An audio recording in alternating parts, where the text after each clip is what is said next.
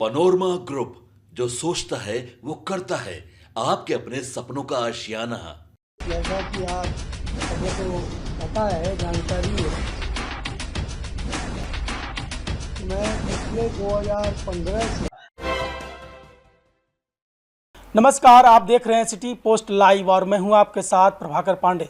आपको बता दें कि भारतीय जनता पार्टी के नेता और पूर्व सांसद आर.के. सिन्हा ने प्रेस कॉन्फ्रेंस कर कहा कि कल यानी 9 नवंबर को संगत पंगत रथ जागरण यात्रा वहां से निकलेगी, जो कि पटना साहिब से चंद्रगुप्त मंदिर होते हुए चंद्रगुप्त घाट और उसके बाद चंद्रगुप्त घाट के बाद सिन्हा लाइब्रेरी जाएगी।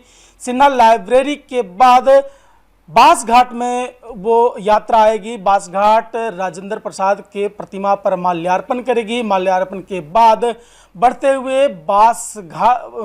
हुए जेपी यानी जयप्रकाश नारायण के प्रतिमा पर माल्यार्पण करने के बाद कोइलवर होते हुए बहियारा गांव जाएंगे, जहां पर मोटे छोटे अनाज के मिलेट्स के फॉर्म को देखेंगे और वहां रात्रि विश्राम करेंगे, जहां सांस्कृतिक कार्यक्रम होगा। और सांस्कृतिक कार्यक्रम के बाद बक्सर जाएगी यह रथ यात्रा और फिर बक्सर के बाद पुनः फिर पटना रथ यात्रा वापस आ जाएगी। इस रथ यात्रा का मुख्य उद्देश्य है सभी कायस्थ समाज को एकजुट करना। उन्होंने प्रेस कॉन्फ्रेंस के द्वारा यह कहा कि पूरे कायस्थ समाज को इस रथ यात्रा से जोड़ने का उद्देश्य है और फिर उद्देश्य यह पूरा करने के लिए वो रथ यात्रा का शुरुआत किए हैं। इस तरह की बातें करते नजर आ रहे। और क्या कुछ कहा है आर.के. सिन्हा, छोड़े जाते हैं आपको उनकी बातों के साथ। जैसा कि आप सबको पता है, जानकारी है, तो मैं पिछले 2015 से एक संगत पंगत के नाम से अभियान चला रहा हूं।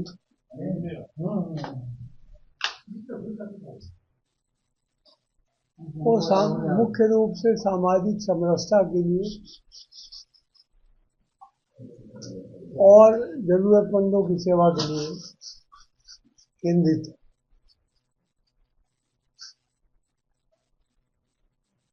अभी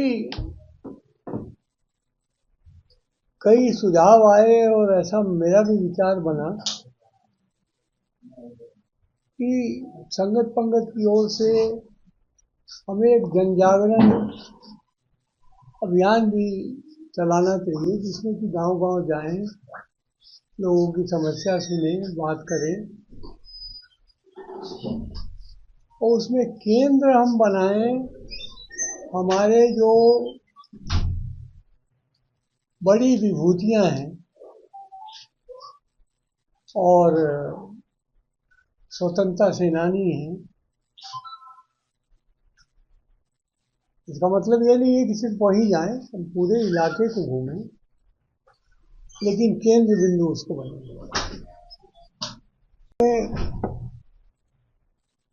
देखिए, जगह है वहाँ। पहले चरण में 2 अक्टूबर को लाल बहादुर शास्त्री जी के जन्म स्थान से यात्रा प्रारंभ हुई और उसमें लाल बहादुर शास्त्री के जन्म स्थान, उनके पैतृक आवास रामनगर और नेताजी सुभाष चंद्र बोस की का स्मारक, बाकी कई जगहों को करते हुए दूसरा चरण जो हुआ वो मुंशी प्रेमचंद के गांव लमही में पुण्यतिथि थी प्रेमचंद की, वो वहाँ बहुत बढ़िया कार्यक्रम रहा वो। और तीसरे चरण में लोकनायक जयप्रकाश जी के जन्मदिन की, पटना में तो कार्यक्रम होते रहते हैं, शताब्दी आरा में भी होते हैं, दिल्ली में कोई बड़ा कार्यक्रम नहीं होता है। तो दिल्ली में हम लोगों ने एक आंदोलन करके, जब मदन लाल खुराना मुख्यमंत्री होते थे तो कोटला स्टेडियम के ठीक बगल में बहुत बड़े पार्क को लोकनायक जयप्रकाश नारायण उद्यान ऐसा करके और एक बहुत बड़ी प्रतिमा वहाँ स्थापित करवाई। दुर्भाग्य से उसके बाद कांग्रेस की सरकार आ गई। आज तक उस प्रतिमा का न अनावरण हुआ था और न तो उस पार्क की कोई सही देखरेख हो रही थी।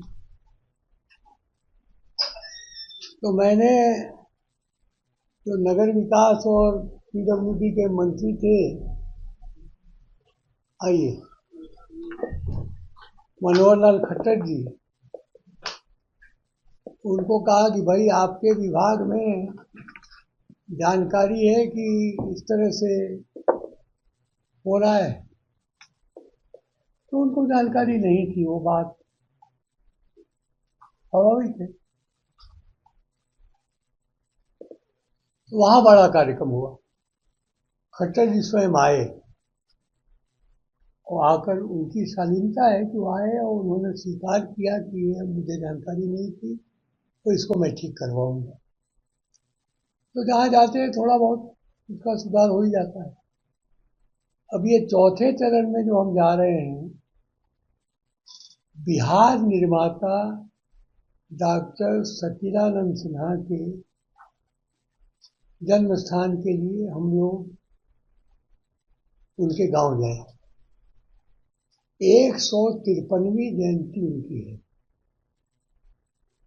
अब बहुत सारी नई पीढ़ी को जानकारी नहीं है सच्चिदानंद सिन्हा कौन थे, क्या थे, कैसे हुआ। बिहार और उड़ीसा को बंगाल से अलग कराने वाले अकेले व्यक्ति थे जिन्होंने 20 साल के आंदोलन में ये कर दिया।